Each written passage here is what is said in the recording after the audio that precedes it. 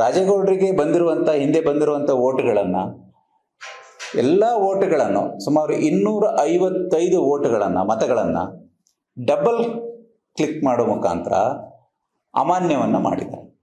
Fair ಮಾಡಿದ್ದಾರೆ ಅಂದರೆ ಇದು ಕ್ರಿಮಿನಲ್ ಅಫೆನ್ಸ್ ಆದ್ದರಿಂದ ಇಲ್ಲೇ ತನಿಖೆ ಆಗಬೇಕು, ಹಾಗಾಗಿ ತಪ್ಪಿತಸ್ಥರಿಗೆ ಶಿಕ್ಷೆ ಆಗಬೇಕು ಅನ್ನೋ ದೃಷ್ಟಿಯಿಂದ ಇಲ್ಲಿ ಹಾಕಿದ್ದಾರೆ.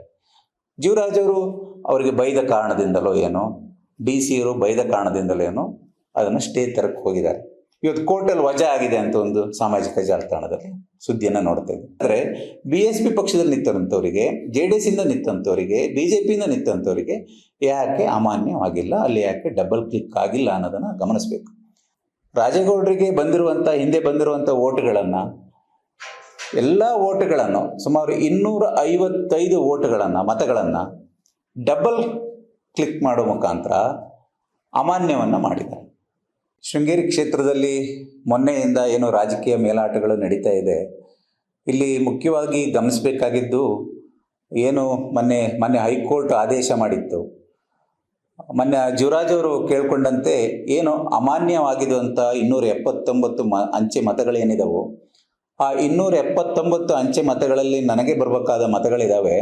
ಆ ಮತಗಳನ್ನು ನೀವು ಮರು ಎಣಿಕೆ ಮಾಡಿಕೊಡ್ಬೇಕು ಅಂತ, ಮರು ಪರಿಶೀಲನೆ ಮಾಡಿಕೊಡ್ಬೇಕಂತೇಳಿ ಮೊನ್ನೆ ಕೋರ್ಟಲ್ಲಿ ಕೇಳ್ಕೊಂಡಾಗ ಕೋರ್ಟ್ ಆಜ್ಞೆಯನ್ನು ಮಾಡಿತ್ತು.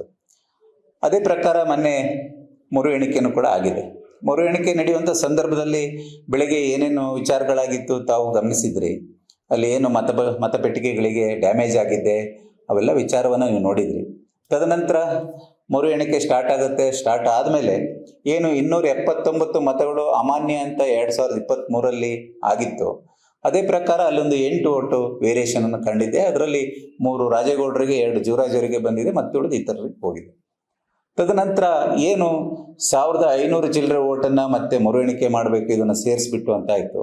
ಆ ಮರು ಎಣಿಕೆ ಮಾಡುವ ಸಂದರ್ಭದಲ್ಲಿ ಈ ಹಿಂದೆ ಎಣಿಕೆ ಕಾರ್ಯಕ್ರಮದಲ್ಲಿ ಜೀವರಾಜ್ ಅವರ ಏಜೆಂಟ್ ಇದ್ದರು, JDS ಪಕ್ಷದವರು ಏಜೆಂಟ್ ಇದ್ದರು, BSP ಪಕ್ಷದವರು ಏಜೆಂಟ್ ಇದ್ದರು, ಇತರ ಎಲ್ಲ ಪಕ್ಷೇತರಾಗಿ ನಿಂತಂಥ ಅಭ್ಯರ್ಥಿಗಳ ಏಜೆಂಟ್ಗಳಲ್ಲಿದ್ದರು.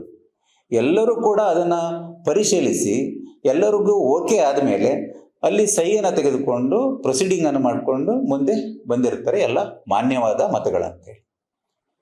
ಮೊನ್ನೆ ಎಣಿಕೆ ಮಾಡುವಾಗ ಇದು ಹೇಗೆ ಅಮಾನ್ಯವಾಗ್ತದೆ? 255 ಮತಗಳು ಹೇಗೆ ಅಮಾನ್ಯವಾಗ್ತದೆ? 255 ಮತಗಳು ಕೂಡ ಡಬಲ್ ಕ್ಲಿಕ್ ಮಾಡಿರುವಂಥದ್ದು. ಹಾಗಾದರೆ BSP ಪಕ್ಷದಲ್ಲಿ ನಿಂತಂಥವರಿಗೆ, JDS ಇಂದ ನಿಂತಂಥವರಿಗೆ, BJPಯಿಂದ ನಿಂತಂಥವರಿಗೆ ಯಾಕೆ ಅಮಾನ್ಯವಾಗಿಲ್ಲ, ಅಲ್ಲಿ ಯಾಕೆ ಡಬಲ್ ಕ್ಲಿಕ್ ಆಗಿಲ್ಲ ಅನ್ನೋದನ್ನು ಗಮನಿಸಬೇಕು.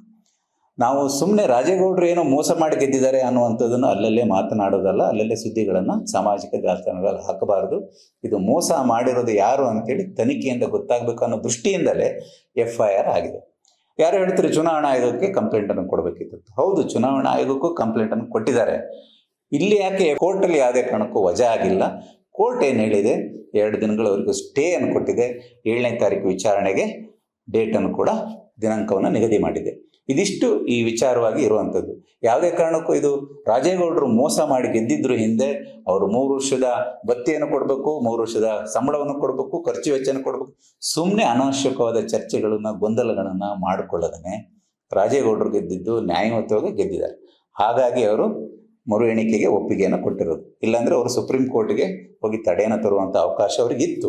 ಆದರೆ ಅವರಿಗೆ ಸತ್ಯ ಗೊತ್ತಿತ್ತು, ನಾನು ಗೆದ್ದಿದ್ದೀನಿ ಅಂತ. ಆದರೆ ಇಲ್ಲಿ ಮತಗಳನ್ನು ತಿದ್ದಿರೋದು ಅವರಿಗೆ ಗೊತ್ತಿಲ್ಲ. ಮತಗಳನ್ನು ತಿದ್ದಿರೋದ್ರಿಂದಲೇ ಜೀವರಾಜ್ ಅವರು ಬಲವಂತವಾಗಿ ಅದು ಮರು ತನಿಖೆ ಆಗ್ಬೇಕನ್ನೋ ಹಠದಿಂದ ಮಾಡಿರುವಂಥದ್ದು. ಅವರಿಗೆ ಗೊತ್ತಿದೆ ಅದು ತಿದ್ದಿದೆ ಅಂತೇಳಿ. ಗೊತ್ತಿರೋದ್ರಿಂದಲೇ ಅವರು ಇಷ್ಟು ಹೋರಾಟಗಳನ್ನು ಮಾಡಿ ಬಂದಿರುವಂಥದ್ದು.